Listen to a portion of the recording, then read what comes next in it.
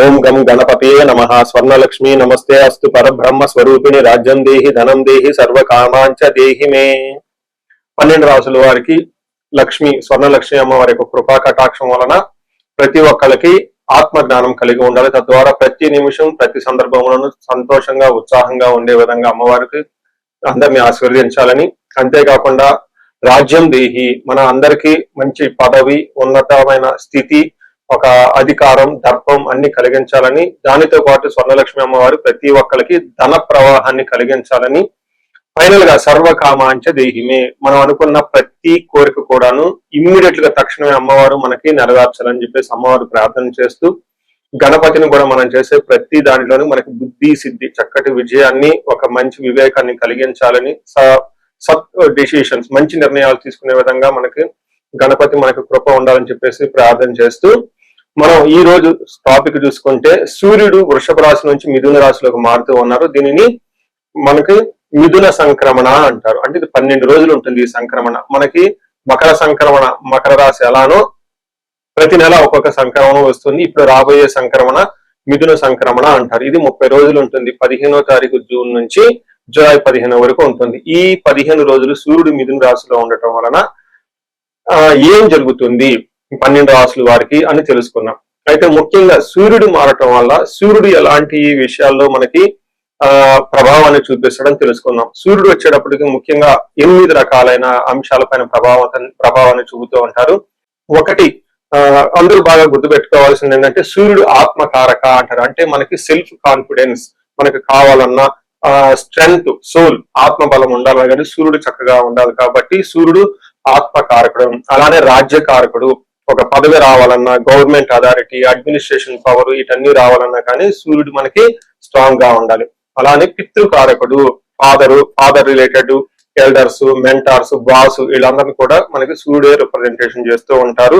యశస్సు, కీర్తి ప్రతిష్టలు, గుర్తింపు, కొంతమందికి గుర్తింపు ఉంటుంది ఏ పని చేసినా, కొంతమందికి ఏ పని చేసినా గుర్తింపు అనేది ఉండదు.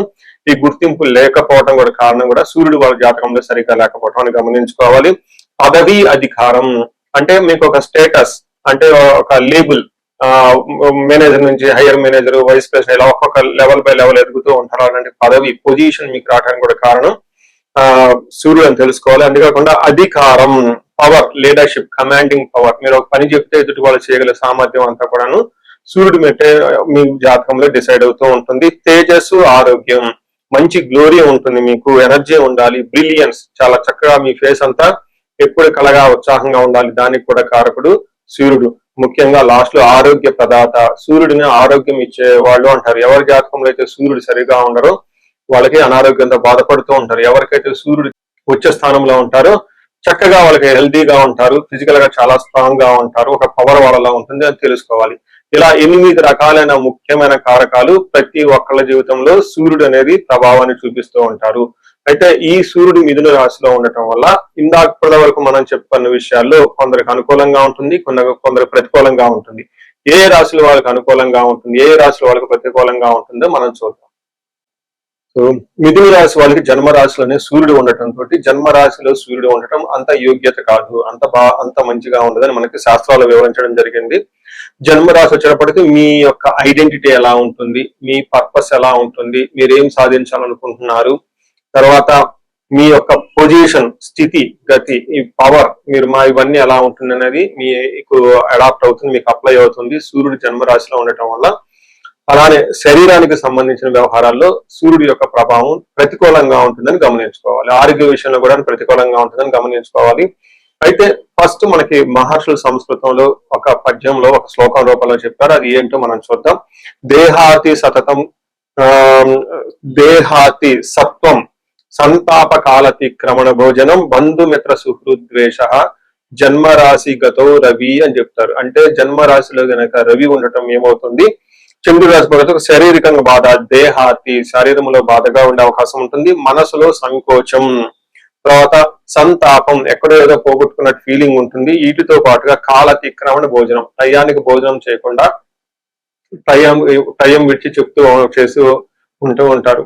మనకి పూర్వకాలంలో శకును అని చెప్తూ ఉంటారు అనమాట. కొన్ని విషయాల్లో జనాలు మన డే టు డే లైఫ్ ను బట్టే మన యొక్క రిజల్ట్ కూడా ఉంటుంది అని చెప్తూ ఉంటారు. అందుకని శ్రీరామచంద్రమూర్తి కొద్ది కాలం పైన రాజ్య పరిపాలన చేసినా గానీ ఆయన యొక్క కీర్తి ప్రతిష్టలు జన్మ ఎన్నో యుగాలు ఉంటుంది. దానికి కారణం ఏంటంటే వాళ్ళు ధర్మబద్ధంగా నీతిబద్ధంగా వాళ్ళ యొక్క దినచర్య ఉండటమే అందులో ఒక భాగం. ఎప్పుడైతే మనం భోజనం చేయటం లేదో గుర్తు పెట్టుకోండి, అది మనకి అపశకునం. అంటే మన చుట్టూ ఉన్న వాతావరణాన్ని మనల్ని సరిగ్గా స్థిరత్వంగా లేకుండా మనల్ని ఇబ్బంది పెడుతూ ఉంటుంది అనే పరిస్థితులు మన దగ్గర ఉన్నాయనేది గమనించుకోవాలి. అందుకని పూర్వకాలం వెళ్ళే వాళ్ళు ఫస్ట్ భోజనం చేసావా అని అడుగుతారు.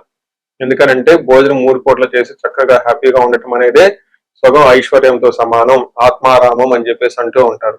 చూడండి, సూర్యుడు సరిగా లేకపోతే, సరిగ్గా అనుకూలించకపోతే కాలతీక్రమణ భోజనం, టయానికి భోజనం చేయకుండా ఉంటూ ఉంటారు. ఎప్పుడైతే టయానికి భోజనం చేయకుండా ఉంటారో ఆత్మారాముడు ఇబ్బంది పడుతూ ఉంటారు. మీలో ఉన్న ప్రాణశక్తి లెవెల్ తక్కువగా ఉంటాయి, తద్వారా ఎనర్జీ తక్కువగా ఉంటుంది. ఎప్పుడైతే ఎనర్జీ లెవెల్ తక్కువగా ఉంటుందో మీకు అష్టలక్ష్మి కృప కూడా చాలా తక్కువగా ఉంటుందని గమనించుకోవాలి.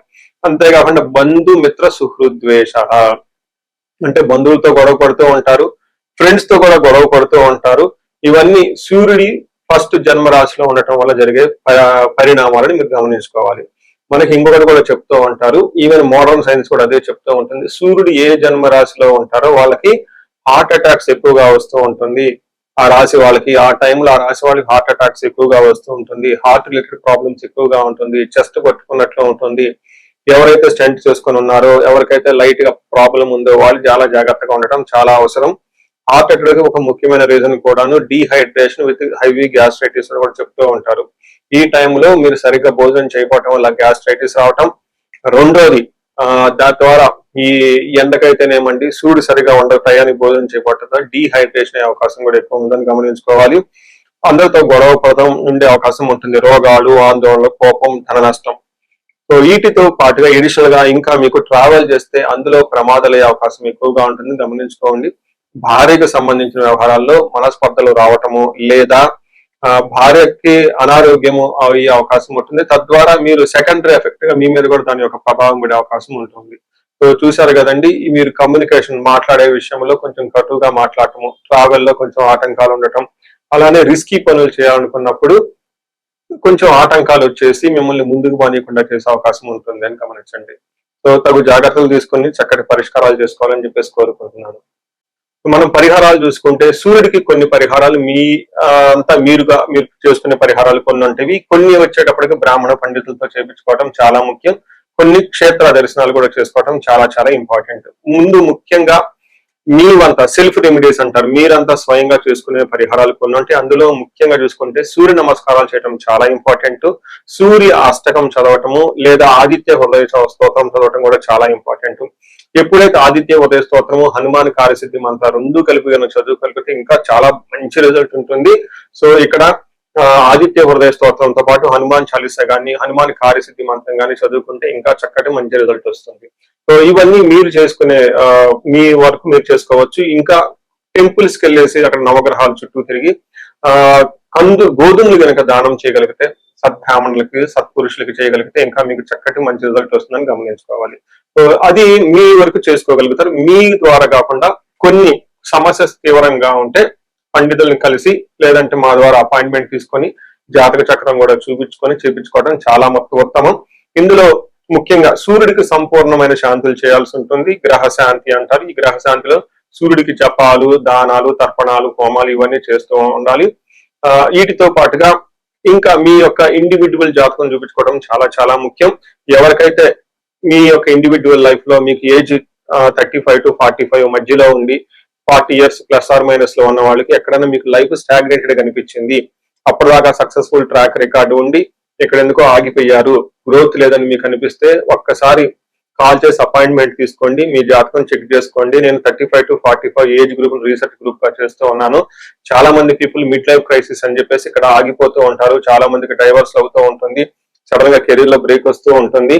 సో ఈ మిడ్ లైఫ్ క్రైసిస్ ని మన ఆస్ట్రాలజీ, వేదిక్ ఆస్ట్రాలజీ ఎలా డీల్ చేస్తుంది, దాంట్లో ఏమేమి ఉంటాయి అని చెప్పి తెలుసుకోవచ్చు.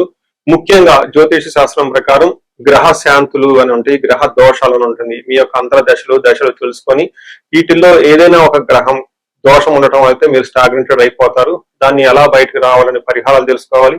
వీటితో పాటుగా మీకు ఏమైనా శాపాలు ఉంటే, పితృ శాపం, కాలసర్ప దోషము, ఇలా మాతృశాపం, స్త్రీ శాపం, ఇంకా ఏమైనా యాక్టివ్ గా శాపాలు ఉన్నాయా, ఈ శాపాలు ఉండటం వల్ల కూడాను మీరు లైఫ్ లో గ్రోత్ లేకుండా ఆగిపోయే అవకాశం ఉంటుంది.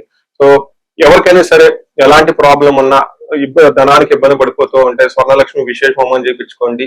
మీకు వీసా స్టాంపింగ్, H1B, లైక్ ఎక్కడన్నా ఏమంటారు ఉద్యోగంలో ఎక్కడన్నా బ్రేక్లు వచ్చి ఆగిపోతూ ఉన్నా, లేదంటే ఫైనల్ రౌండ్ దాకా వచ్చి మధ్యలో ఎక్కడన్నా ఆగిపోయినా కానీ మీకు ఇలాంటి వాళ్ళకు కూడాను మన్యు పాశుపత అభిషేకము, రుద్రాభిషేకం చూపించుకోవడం చాలా చాలా ఇంపార్టెంట్. భార్యాభర్తల మధ్య గొడవలకు అన్యోన్య దాంపత్య పాశుపతం చూపించుకోవడం, ఎవరికైనా సర్పాలు, కాలసర్ప దోషాలు, మహాకాలసర్ప దోషాలు అంటే కాలసర్ప దోష నివారణ పూజలు, పితృదోష నివారణ పూజలు మీ యొక్క జాతకం చూసుకొని ఇవన్నీ చేసుకోవటం వల్ల జీవితంలో 10 రెట్లు ఖచ్చితంగా వెళ్ళే అవకాశం ఎక్కువగా ఉంటుందని గమనించుకోవాలి. మీ అందరికి అష్టైశ్వర్యాలు కలగాలని, భోగభాగ్యాలు కలగాలని చెప్పేసి కోరుకుంటున్నాను. నమస్తే.